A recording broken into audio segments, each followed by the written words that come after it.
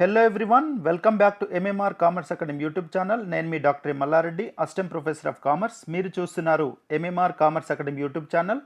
So friends, మనం ఈరోజు వీడియోలో కామర్స్ JLDL సిలబస్లోని ఒక ఇంపార్టెంట్ సబ్జెక్ట్ అయినటువంటి క్వాంటిటేటివ్ టెక్నిక్స్లోని last topic sampling and sampling methods నుండి ఇంపార్టెంట్ బిట్ బ్యాంక్ ఏంటి అనేది మీ ముందుకు తీసుకురావడం జరిగింది. సో వీడియోని స్కిప్ చేయకుండా చివరి వరకు చూడండి. వీడియో చివరిలో ఈ క్వాంటిటేటివ్ టెక్నిక్ సంబంధించి ఏ బుక్స్ని రెఫర్ చేయాలని కూడా నేను మెన్షన్ చేశాను. సో కాబట్టి స్కిప్ చేయకుండా చివరి వరకు చూడండి. సో నా ఛానల్ మొదటిసారిగా చూస్తున్న వారైతే దయచేసి సబ్స్క్రైబ్ చేసుకోండి, పక్కనున్న బెల్ ఐకాన్ ప్రెస్ చేయండి. నేను ముందు చేయబోయే వీడియోలు మీకు నోటిఫికేషన్ ద్వారా రావడం జరుగుతుంది. ఇక మరొక ఇంపార్టెంట్ నోట్ ఏంటంటే, నేను ఆల్రెడీ ఫైనాన్షియల్ మేనేజ్మెంట్, తర్వాత managerial economics, next one cost accounting and control అనే 3 సబ్జెక్టులకు సంబంధించి అన్ని టాపిక్స్ పైన ఇంపార్టెంట్ బిట్ బ్యాంక్ చేసి ఆ వీడియోలు నా ఛానల్లో అప్లోడ్ చేశాను. ఆ వీడియోలకు సంబంధించిన లింక్ అనేది డిస్క్రిప్షన్లో ఉంటుంది. ఆ వీడియోలు అన్నింటి కూడా చూడండి, మీకు చాలా బాగా ఉపయోగపడతాయి. సో ఇంకొక నోట్ ఏంటంటే, ఈ బిట్ బ్యాంక్ అనేది జనరల్ JLDL అంటే కామర్స్ జనరల్ JLDLతో పాటుగా గురుకుల కామర్స్ JLDL ఎవరైతే ప్రిపేర్ అవుతున్నారో వారికి కూడా ఉపయోగపడతాయి. ఎందుకంటే రెండింటికి ఒకే రకమైన సిలబస్ ఉంది కాబట్టి ఈ 2 రకాలైన అభ్యర్థులకు ఈ బిట్ బ్యాంక్ ఉపయోగపడుతుంది. అదేవిధంగా ఈ బిట్ బ్యాంక్ కామర్స్ నెట్ సెట్తో పాటుగా CPGET MCOM ఎంట్రన్స్ వారికి కూడా ఉపయోగపడతాయి. కాబట్టి ఈ వీడియోలన్నీ చూడండి. Kindly support my channel. So now let's get in to the topic. So ఇది క్వాంటిటేటివ్ టెక్నిక్ అనేది ఒక స్కోరింగ్ సబ్జెక్ట్ అని చెప్పవచ్చు. ఎవరైతే అభ్యర్థులు ప్రిపేర్ అవుతున్నారో ఈ బిట్స్ అన్నీ కూడా మీరు మ్యాక్సిమం చేయడానికి అవకాశం ఉంటుంది, స్కోరింగ్ సబ్జెక్ట్గా చెప్పవచ్చు. ఇందులో ఇప్పటికే నేను ఆల్రెడీ 7 వీడియోస్ అప్లోడ్ చేశాను. మొత్తం 8 టాపిక్స్ ఉన్నాయి. ఈరోజు వీడియోలో శాంప్లింగ్ అండ్ శాంప్లింగ్ మెథడ్స్ అనేది లాస్ట్ టాపిక్, అంటే 8th టాపిక్. సో ఈ టాపిక్తో ఈ సబ్జెక్ట్ కంప్లీట్ అవుతుంది. సో కాబట్టి వీడియోలు అన్నీ కూడా చూడండి. ఈ 7 టాపిక్ సంబంధించిన లింక్ కూడా డిస్క్రిప్షన్లో ఉంటుంది, వాటిని కూడా అన్నీ చూడండి. సో మరి ఇంపార్టెంట్ బిట్ బ్యాంక్ ఏంటనే చూద్దాం. Coming to the first question, all the items under consideration in any field of enquiry is known as A universe, B population, C both A and B, D none of the above. So the correct answer is C both A and B. So all the items in any field of inquiry is called as universe. It is also known as population. For example, నేను ఒక research study చేయాలనుకున్నాను. ఒక college strength అంటే ఒక కాలేజీలో చదువుతున్న విద్యార్థుల మధ్యలో ఒక రీసెర్చ్ స్టడీ చేయాలనుకున్నాను. ఆ కాలేజీలో ఉన్న అంటే ఒక డిగ్రీ కాలేజీలో ఉన్న మొత్తం విద్యార్థులను మనం యూనివర్స్ అంటాం లేదా పాపులేషన్ అంటాం. కానీ నేను రీసెర్చ్ చేయడానికి మొత్తం విద్యార్థులను నేను ఎంక్వైరీ చేయలేను, కొంతమందిని చేస్తాను. కాబట్టి ఆ మొత్తం అంటే ఏదైతే ఎంక్వైరీ దగ్గర అందరూ కన్సిడర్ చేస్తామో మొత్తం వాటిని, ఆ మొత్తం సంఖ్యను మనం యూనివర్స్ లేదా పాపులేషన్ అంటాం. అంటే ఎక్కడైతే రీసెర్చ్ చేయాలనుకున్నారో మీరు ఆ రీసెర్చ్కి సంబంధించిన అన్ని ఎలిమెంట్స్ని మనం పాపులేషన్ లేదా యూనివర్స్ అంటాం. కాబట్టి option C both A and B is the correct. Second one, selection of a few items from the universe for the purpose of research study is called as A sample, B sample design, C census, D universe. So మరి ఇక్కడ correct answer ఏంటంటే ఏ sample. What do mean by sample? దీనికి best example blood sample అని కూడా అనవచ్చు. For example degree విద్యార్థుల మధ్యలో మనం ఒక స్టడీ చేయాలనుకున్నాం, ఇది చాయిస్ బేసిక్ రేట్ సిస్టమ్ పైన. ఒకవేళ స్టడీ చేయాలనుకున్నప్పుడు తెలంగాణ రాష్ట్రాన్ని మొత్తం మనం అధ్యయనం చేయాలనుకున్నాం ప్లేస్లో. కాబట్టి తెలంగాణ రాష్ట్రంలో ఉన్నటువంటి మొత్తం డిగ్రీ విద్యార్థులను మనం యూనివర్స్ లేదా పాపులేషన్ అంటాం. అందులో మనం ఒక 1000 స్టూడెంట్స్ని ఎంక్వైరీ చేయాలనుకున్నాం లేదా సర్వే కండక్ట్ చేయాలనుకున్నాం అనుకోండి. ఆ మొత్తం విద్యార్థుల మధ్య మనం సెలెక్ట్ చేసే 1000 స్టూడెంట్స్ని మనం శాంపుల్ అంటాం. ఈ 1000లో వచ్చే 1000 స్టూడెంట్స్ మధ్య వచ్చే ఏదైతే రెస్పాన్స్ ఉంటుందో, ఏదైతే ఫలితాలు ఉంటాయో వాటిని మొత్తం యూనివర్స్కి మనం అప్లై చేస్తాం. కాబట్టి few items from any universe or population is known as sample అంటాం. Next one, which of the following sampling method is not non probability sampling methods. So ఇక్కడ మనకు 2 టైప్స్ ఆఫ్ శాంప్లింగ్ మెథడ్స్ ఉన్నాయి. ఒకటి non probability sampling methods, number 2 probability sampling methods ఉన్నాయి. మరి non ప్రొబాబిలిటీకి ప్రాబిలిటీకి ఏంటంటే, నాన్ ప్రొబాబిలిటీ అంటే there will not be any chance. అంటే మనం ఏదైతే శాంపుల్ సెలెక్ట్ చేసుకుంటున్నామో యూనివర్స్లో ఉన్నటువంటి ఎలిమెంట్స్ మనం సెలెక్ట్ చేసుకునేటప్పుడు అన్నిటికీ ఈక్వల్గా ఛాన్స్ లేకపోవడాన్ని మనం నాన్ ప్రాబిలిటీ అంటాం. ప్రతి ఎలిమెంట్కి ఈక్వల్ ఛాన్స్ ఉన్నప్పుడు దాన్ని మనం ప్రాబబిలిటీ శాంప్లింగ్ అంటాం. కాబట్టి which of the following sampling method is not non probability sampling method అంటున్నాడు. అంటే నాన్ ప్రాబబిలిటీ శాంప్లింగ్ మెథడ్ కాంది ఏంటి, అంటే ప్రాబబిలిటీ శాంప్లింగ్ ఏంటో మనం చూడాలి. So option A convenience sampling, B stratified sampling, C judgement sampling, D quota sampling. ఇక్కడ non probability అంటే కన్వీనియన్స్, జడ్జ్మెంట్, కోటా ఈ మూడు కూడా నాన్ ప్రాబబిలిటీ శాంప్లింగ్ మెథడ్స్ అంటారు. మరి కాంది ఏంటి అంటే ఇక్కడ స్ట్రాటిఫైడ్ శాంప్లింగ్ మెథడ్ అనేది it is non probability sampling method. మరి ఏంటిది, ఇది ప్రాబబిలిటీ శాంప్లింగ్ మెథడ్లో ఒక టైప్గా చెప్పవచ్చు. ఏంటది, option B stratified sampling. Coming to fourth one, which of the following is not a probability sampling method. Not అని అడుగుతున్నాడు. క్వశ్చన్ బాగా అర్థం చేసుకోవాలి. ప్రాబబిలిటీ శాంప్లింగ్ మెథడ్స్ కాంది ఏంటి అని అడుగుతున్నాడు. ఇందులో మనకి ఇంతకుముందు చెప్పాం, మనకు నాన్ ప్రాబబిలిటీ శాంప్లింగ్ టెక్నిక్స్ ఉంటాయి, ప్రాబబిలిటీ శాంప్లింగ్ టెక్నిక్స్ ఉంటాయి. ఇందులో కాంది ఏందని అడుగుతున్నాడు. Option A simple random sampling. So it is one of the probability sampling methods. Next B deliberate sampling. So deliberate sampling అనేది it is non probability sampling method. Next systematic sampling method, it is probability sampling. Stratified sampling method అనేది probability. కాబట్టి ఇక్కడ ఈ క్వశ్చన్లో not probability sampling method ఏంటంటే option B deliberate sampling. మరి deliberate sampling ఏంటి, it is non probability sampling method. Coming to next one, for big enquiries extending to a considerably large geographical areas like entire country, then dash sampling technique is used. A quota sampling, B sequential sampling, C simple random sampling, D multi-stage sampling. So the correct option is D multi-stage sampling.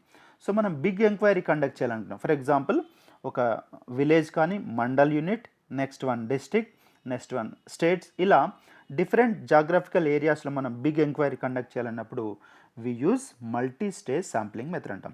First district select చేసుకుంటాం, first state select చేసుకుంటాం, next లెవెల్లో districts, ఆ డిస్ట్రిక్ట్లో ఉన్నటువంటి mandals, ఆ మండల్ ఉన్నటువంటి villages, ఈ విధంగా మల్టీ స్టేజ్లో మనం శాంపుల్ సెలెక్ట్ చేసుకొని రీసెర్చ్ స్టడీ కంటిన్యూ చేయడానికి ఈ మల్టీ స్టేజ్ శాంప్లింగ్ టెక్నిక్ అనేది మనకు ఉపయోగపడుతుంది. So option D is the correct one. Next one, arrange the following steps of sample design in correct order. So sample design అనేది మనం ఏ విధంగా sample select చేస్తాం అనేది ఒక డిజైన్, ఒక ప్లాన్ని మనం చేసుకుంటాం. That sample design will involve certain steps. మరి ఏ స్టెప్ ముందు ఉండాలి, ఏ స్టెప్ తర్వాత ఉండాలి అనేది కరెక్ట్గా అరేంజ్ చేసి చెప్పమంటున్నాడు. Now let us look at the options. Number 1 size of the sample, number 2 type of universe, number 3 sampling unit, 4 sampling procedure, 5 source list. మరి ఇక్కడ ఇచ్చిన 5లో ఏ ఆర్డర్లు ఉంటాయి, శాంప్లింగ్ డిజైన్లు ఇన్వాల్వ్ అయ్యే స్టెప్స్ అనేది ఆర్డర్ ఏంటని అడుగుతున్నాడు. ఫస్ట్ మనం టైప్ ఆఫ్ యూనివర్స్ అంటే మనం ఒక యూనివర్స్ అంటే ఎక్కడైతే రీసెర్చ్ చేయాలనుకున్నామో ఆ రీసెర్చ్కి సంబంధించిన అన్ని ఎలిమెంట్స్ని, అందరి రెస్పాండెంట్స్ని మనం యూనివర్స్ అంటాం. కాబట్టి ఫస్ట్ మనం టైప్ ఆఫ్ యూనివర్స్ను డిసైడ్ చేయాలి. అంటే ఫస్ట్ వచ్చేది సెకండ్ అనేది ఫస్ట్ వస్తుంది. తర్వాత టైప్ ఆఫ్ యూనివర్స్ తర్వాత శాంప్లింగ్ యూనిట్ ఏంటి, సో శాంప్లింగ్ యూనిట్ ఏం తీసుకున్నాం అనేది సెకండ్ స్టెప్ ఉంటుంది. నెక్స్ట్ ఇక సోర్స్ లిస్ట్. మరి మనం శాంపుల్ సెలెక్ట్ చేయాలంటే మనకు ఒక లిస్ట్ ఉండాలి, సోర్స్ లిస్ట్. ఆ సోర్స్ లిస్ట్ని మనం నెక్స్ట్ ఆర్డర్లో ఉంటుంది, అంటే ఫిఫ్త్ స్టెప్ అనేది థర్డ్లో వస్తుంది. ఆ తర్వాత size of the sample. Source list వచ్చిన తర్వాత మనం ఎంత సైజ్ సెలెక్ట్ చేసుకోవాలి. ఫర్ ఎగ్జాంపుల్ ఇంతకుముందు ఎగ్జాంపుల్లో చెప్పాను, నేను తెలంగాణలోని మొత్తం డిగ్రీ స్టూడెంట్స్లో నేను 1000 స్టూడెంట్స్ని సెలెక్ట్ చేయాలనుకున్నా. కాబట్టి size of the sample is 1000. కాబట్టి నెక్స్ట్ స్టెప్లో సైజ్ ఆఫ్ ద శాంపుల్ ఉంటుంది. ఇక్కడ ఇచ్చిన వాటిలలో శాంప్లింగ్ ప్రొసీజర్ అనేది లాస్ట్కి వస్తుంది. అంటే 2 3 5 1 4 ఇది సీక్వెన్స్. అంటే 2 3 5 1 4 అనేది ఇది కరెక్ట్ ఆర్డర్గా చెప్పవచ్చు మనం. సో కాబట్టి option A is the correct one. మరి అన్ని స్టెప్స్ ఏమున్నాయి సార్ ఒకసారి చూపించండి అనేదానికి, అంటే మీకు ఇక్కడ చూపించాను నేను. ఇవి మనకు స్టెప్స్, అంటే శాంప్లింగ్ డిజైన్లో ఇన్వాల్వ్ అయ్యే steps. First type of universe ఉంటుంది, అంటే యూనివర్స్ని మనం డిసైడ్ చేసుకోవాలి. నెక్స్ట్ శాంప్లింగ్ యూనిట్ ఏంటి అనేది డిసైడ్ చేయాలి. తర్వాత సోర్స్ లిస్ట్ తీసుకోవాలి. Next size of the sample decide చేసుకోవాలి. పారామీటర్స్ ఆఫ్ ఇంట్రెస్ట్, మనం ఏ క్యారెక్టరిస్టిక్స్ సంబంధించి మనం కంపేర్ చేయాలనుకున్నాం, స్టడీ చేయాలనుకున్నాం, ఫీచర్ చేయాలా, కంపారేటివ్ స్టడీయా లేదా కేస్ స్టడీయా, ఇంకా డిఫరెంట్ ఆస్పెక్ట్ ఏం తీసుకోవాలనుకుంటాం, ఆ పారామీటర్స్ మనం డిసైడ్ చేసుకోవాలి. బడ్జెటరీ కాన్స్టెంట్స్, మరి సర్వే చేయడానికి ఈ సెలెక్షన్కి అంతా ఎంత బడ్జెట్ అవుతుంది అది కూడా. ఇక లాస్ట్కి శాంప్లింగ్ ప్రొసీజర్ అనేది మనం అడాప్ట్ చేస్తాం. So these are the 7 steps involved in sample design. So sampling డిజైన్లో ఇన్వాల్వ్ అయ్యే ఈ 7 స్టెప్స్. సో ఇటువంటి సీక్వెన్స్ అనేది రావడానికి మనకు అవకాశం ఉంది. సో దీన్ని కూడా చూడండి. Next one, characteristics of a good sample design. మరి శాంపిల్ డిజైన్ అనేది ఎలా ఉండాలి, మనం డిజైన్ చేసే శాంప్లింగ్ కానీ సెలెక్ట్ చేసే శాంప్లింగ్ టెక్నిక్ కానీ ఎలా ఉండాలి అంటే ఇక్కడ ఇచ్చారు options. A, truly representative sample. As it is the important feature of a good sample design. అన్ని వర్గాలను, అన్ని రకాలైన రెస్పాండెంట్స్కి అది రిప్రజెంటేటివ్గా ఉండాలి. Results in small sampling error. అంటే మనకు శాంప్లింగ్ ఎర్రర్ అంటే ఏంటంటే శాంప్లింగ్ సంబంధించిన క్యారెక్టరిస్టిక్స్ తర్వాత పాపులేషన్ సంబంధించిన క్యారెక్టరిస్టిక్స్ మధ్య డిఫరెన్స్ వచ్చినప్పుడు దాన్ని శాంప్లింగ్ ఎర్రర్ అంటారు. మరి మన చేపట్టే శాంప్లింగ్ డిజైన్ అనేది లెస్ ఎర్రర్గా ఉండాలి. స్మాల్ ఎర్రర్స్ లేదా ఎర్రర్ ఫ్రీ ఉంటే ఇంకా చాలా బాగుంటుంది. కాబట్టి results in a small sampling error కూడా one of the important characteristics. The results of the sample study can be applied to a universe. Yes, మనం ఏదైతే శాంపుల్ కలెక్ట్ చేసామో సెలెక్ట్ చేసామో అందులో వచ్చిన రిజల్ట్స్ మన యూనివర్స్ కూడా అప్లై చేసే విధంగా ఉండాలి. నేను ఇప్పుడు చెప్పినట్టుగా 1000 స్టూడెంట్స్ సర్వే చేసి దానిలో వచ్చిన రిజల్ట్ అనేది ఈ తెలంగాణ రాష్ట్రం ఉన్నటువంటి అందరి డిగ్రీ విద్యార్థులకు అప్లై చేసే విధంగా ఉండాలి. బెస్ట్ ఎగ్జాంపుల్, మన బాడీ నుండి ఒక 5 ml బ్లడ్ తీసిన తర్వాత అందులో వచ్చే రిజల్ట్ మన ఎంటైర్ బాడీకి ఎట్లయితే అప్లై చేస్తామో ఇక్కడ శాంపిల్లో వచ్చిన రిజల్ట్ కూడా ఎంటైర్ యూనివర్స్కి అప్లై చేసే విధంగా ఉండాలి. కాబట్టి D, all of the above is the correct answer. So ఇవన్నీ కూడా ఏబిసి అన్నీ కూడా important characteristics of a good sample design. Coming to next one, probability sampling is also called as A, random sampling, B, chance sampling, C, judgment sampling, D, both A and B. So probability sampling is also called as random sampling and chance sampling. Random ఎట్లా అంటామంటే ఇప్పుడు మనకున్నటువంటి యూనివర్స్లో ఎన్నైతే elements ఉన్నాయో అన్ని ఎలిమెంట్స్కి ఈక్వల్గా chance ఉంది. దేనికోసం, sample అంటే సైజ్ ఆఫ్ ది శాంపుల్లో ఇంక్లూడ్ చేయడానికి అన్ని ఎలిమెంట్స్కి ఈక్వల్ ఛాన్స్ ఉందనుకోండి, that is called as probability sampling.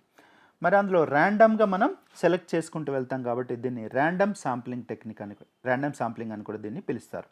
కాబట్టి probability sampling is also called as random sampling, it is also called as chance sampling. కాబట్టి option D is the correct one, both A and B. Next one, sampling error can be estimated in a, probability sampling, B, non-probability sampling, C, both A and B, D, none of the above.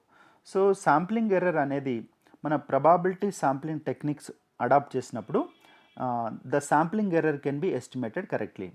అంటే probability sampling techniques adapt చేసినప్పుడే sampling ఎర్రర్ను మనం కరెక్ట్గా estimate చేయడానికి అవకాశం ఉంది. మరి non probability sampling techniques వాడినప్పుడు మనం కరెక్ట్ అయినటువంటి శాంప్లింగ్ ఎర్రర్ని మనం ఎస్టిమేట్ చేయలేము. కాబట్టి option A is the correct one. Next one, in which of the sampling techniques the size of the sample is not fixed in advance but is determined as the survey progresses. మనం ఏ research study చేయాలన్నా research డిజైన్లో భాగంగా size of the శాంపిల్ని మనం ముందే decide చేస్తాం. మనకి ఇక్కడ ఇచ్చిన ఎగ్జాంపుల్లో తెలంగాణలో డిగ్రీ విద్యార్థుల మధ్య చేసే సర్వేకి సంబంధించి నేను 1000 స్టూడెంట్స్ అన్నాను. 1000 స్టూడెంట్స్ అనేది నేను ముందుగానే డిసైడ్ చేసుకున్నాను, 1000 అనేది నా శాంపుల్ సైజ్. కానీ కొన్ని రీసెర్చ్లలో ముందుగానే ఈ సైజ్ ఆఫ్ ద శాంపిల్ని మనం డిసైడ్ చేయం. సో అటువంటి శాంప్లింగ్ టెక్నిక్ ఏంటంటే, సో ఇక్కడ ఉన్న options A, simple random sampling, B, sequential sampling, C, cluster sampling, D, area sampling. So the answer is B, sequential sampling. Sequential sampling టెక్నిక్లో మనం ముందుగా size of the sample decide చేయం.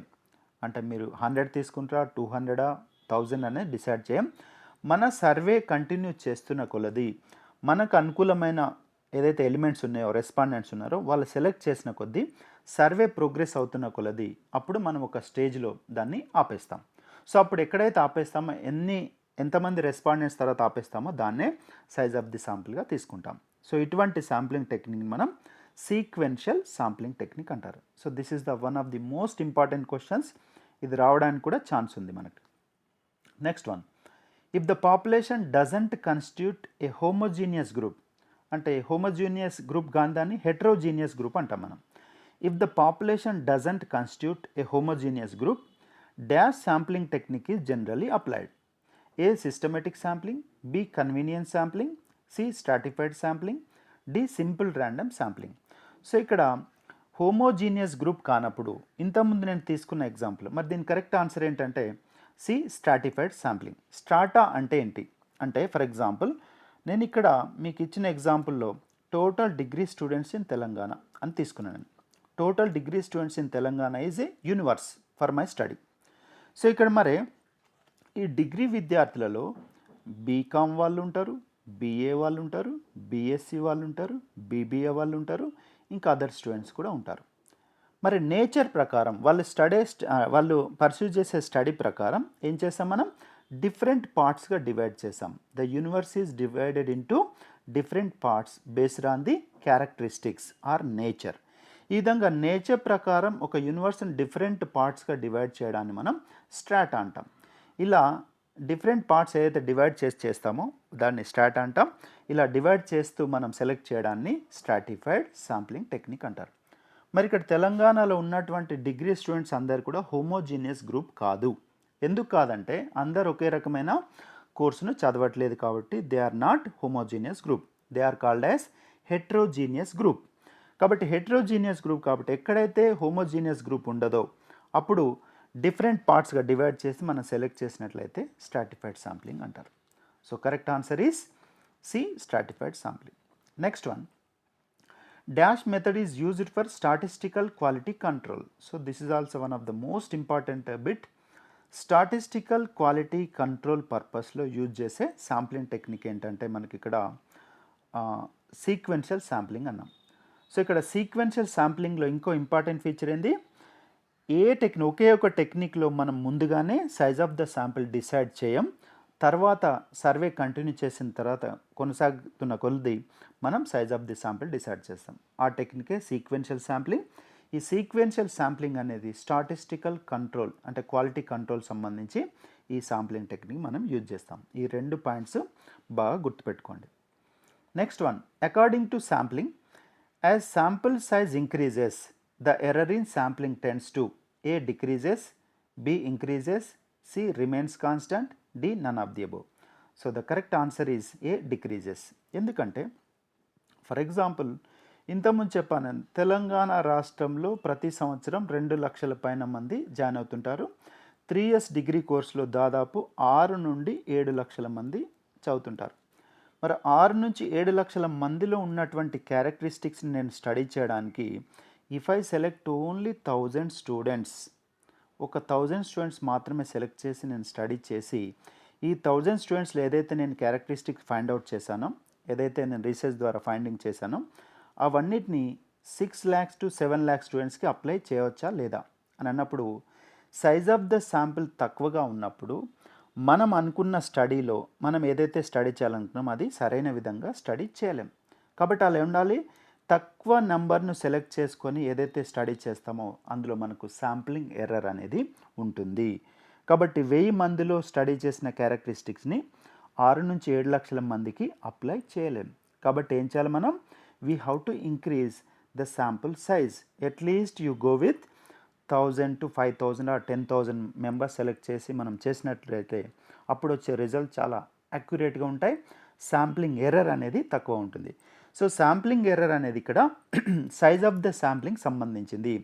అంటే సరైన విధంగా ఒక sufficient number of sample select చేసుకోకుండా లేదా యూనివర్సల్ ఐటమ్ సెలెక్ట్ చేసుకుండా స్టడీ చేయడాన్ని మనం శాంప్లింగ్ ఎర్రర్ అంటాం. If we increase sample size we can decrease the error of the sample. So sampling error మనం తగ్గించుకోవచ్చు. కాబట్టి ఈ క్వశ్చన్ కరెక్ట్ ఆన్సర్ ఏంటి, A decreases. If you increase the size of the sample it will lead to decrease the sampling error. మరి అతిగా increase చేసుకుంటూ పోయినాం అనుకోండి, మళ్ళీ స్టాటిస్టికల్ బయాస్ అనే ఇంకొక డేంజర్ అనేది ఉంటుంది. సో అది మనకు అంత డీప్గా ఇక్కడ అవసరం లేదు, బిట్ వరకు మీరు అర్థం చేసుకోండి.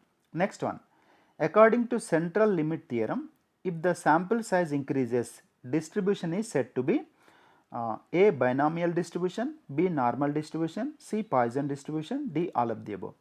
సో మనకు size of the sample increase చేసిన కొలది మనకు వచ్చే డిస్ట్రిబ్యూషన్ ఎలా ఉంటుందంటే నార్మల్ డిస్ట్రిబ్యూషన్ ఉంటుంది. సో మరి నార్మల్ డిస్ట్రిబ్యూషన్ అంటే ఏంటంటే మనకు మీన్ వాల్యూ నుండి అంటే సెంట్రల్ టెండెన్సీ వాల్యూ నుండి అంటే మీన్ వాల్యూ నుండి మీడియన్ కానీ మోడ్ కానీ ఈక్వల్గా ఉన్నప్పుడు సో ఈక్వల్గా ఉన్నటువంటి డాటాని మనం నార్మల్ డిస్ట్రిబ్యూషన్ అంటాం. సో ఇది కర్వ్ రూపంలో చూసినప్పుడు బెల్ షేప్డ్ కర్వ్ రూపంలో మనం గ్రాఫ్లో మనం గీయడానికి అనుగుణంగా ఉన్నదాన్ని మనం నార్మల్ డిస్ట్రిబ్యూషన్ అంటాం. ఇది ఎప్పుడు సాధ్యమవుతుంది? శాంపుల్ సైజ్ అనేది ఇంక్రీజ్ చేసినప్పుడే నార్మల్ డిస్ట్రిబ్యూషన్ అనేది పాసిబుల్ అవుతుంది. Next one, in which of the following techniques only the first unit of the sample is selected at random, the remaining units are selected fixed interval. So ఆ technique ఏంటి? A cluster sampling, B simple random sampling, C multistage sampling, D systematic sampling. So the correct answer is systematic sampling. Option D systematic sampling. అంటే అర్థం ఏంటి? మనకి ఇక్కడ అందరి students list ఉంది, మనకు సీరియల్ నెంబర్తో లిస్ట్ ఉంది. ఈ లిస్ట్ అనేది రెడీగా ఉన్నప్పుడు మన దగ్గర ఎప్పుడైతే లిస్ట్ రెడీగా ఉంటుందో అప్పుడు మనం సిస్టమేటిక్ శాంప్లింగ్ టెక్నిక్ అడాప్ట్ చేయొచ్చు. ఇది కూడా ఒకటి ప్రాబబిలిటీ శాంప్లింగ్ టెక్నిక్. మరి ఈ లిస్ట్లో సీరియల్ ఉన్నటువంటి లిస్ట్లో మనం ఎలా సెలెక్ట్ చేయాలనే దానికి ఫస్ట్ ఒక లాటరీ ద్వారా ఒక నెంబర్ చూజ్ చేస్తాం. ఫర్ ఎగ్జాంపుల్ మనం లాటరీ ద్వారా చూజ్ చేసిన నెంబర్ ఏమైందంటే 4th నెంబర్ అని వచ్చింది. 4th నెంబర్ అంటే ఈ సీరియల్ ఉన్నటువంటి 4th ఐటమ్ అంటే 4, నెక్స్ట్ 8, నెక్స్ట్ 12 అంటే 4 ఇంటర్వెల్ ద్వారా తీసుకుంటూ, అంటే ఒక క్యాండిడేట్కి ఇంకొక సెలెక్ట్ చేసే క్యాండిడేట్కి మధ్య 4 ఇంటర్వెల్ మధ్యలో గ్యాప్ తీసుకుంటూ 4 అంతరం తీసుకుంటూ మనం సెలెక్ట్ చేసినట్లయితే సిస్టమేటిక్, ఆ విధంగా సెలెక్ట్ చేసే శాంప్లింగ్ మనం సిస్టమేటిక్ శాంప్లింగ్ అంటారు. ఫర్ ఎగ్జాంపుల్ 10th నెంబర్ వచ్చింది అనుకోండి, మరి 10 నెంబర్ ఎలా చేస్తాం? ఫస్ట్ ర్యాండమ్గా సెలెక్ట్ చేస్తాం, చిట్ ద్వారా కానీ లాటరీ ద్వారా కానీ ఫస్ట్ నెంబర్ సెలెక్ట్ చేస్తాం. ఇక మిగతా అంతా కూడా 10 ఇంటర్వెల్ చేస్తాం, అంటే 10th candidate, 20th candidate, 30th, 40th, 50th ఇలా మనకి ఇచ్చిన లిస్ట్లో ప్రతి 10 తర్వాత వచ్చే క్యాండిడేట్ సెలెక్ట్ చేసుకుంటూ పోవడాన్ని మనం సిస్టమేటిక్ శాంప్లింగ్ అంటారు. ఇందులో 10 నెంబర్ని మనం ఎలా చేస్తాం? సో ఫస్ట్ యూనిట్ అనేది ర్యాండమ్గా చూజ్ చేస్తాం, లాటరీ టెక్నిక్ ద్వారా కానీ మిగతా పద్ధతిలో ఆ నెంబర్ను అప్లై చేసుకుంటూ మిగతా శాంపుల్ మనం సెలెక్ట్ చేస్తుంటాం. సో ఇటువంటి టెక్నిక్ని మనం సిస్టమేటిక్ శాంప్లింగ్ అంటారు. Next one, when the population is heterogeneous, which one of the following probability sampling methods is more appropriate? Already ఇంతకుముందు వచ్చింది. So that technique is called as stratified sampling technique అంటారు. Next one, the difference between sample statistics and its corresponding population parameter is A. sampling error, B. measurement error, C. systemic bias, D. none of the above. So the question, ఈ క్వశ్చన్కి answer ఏంటంటే ఏ sampling error.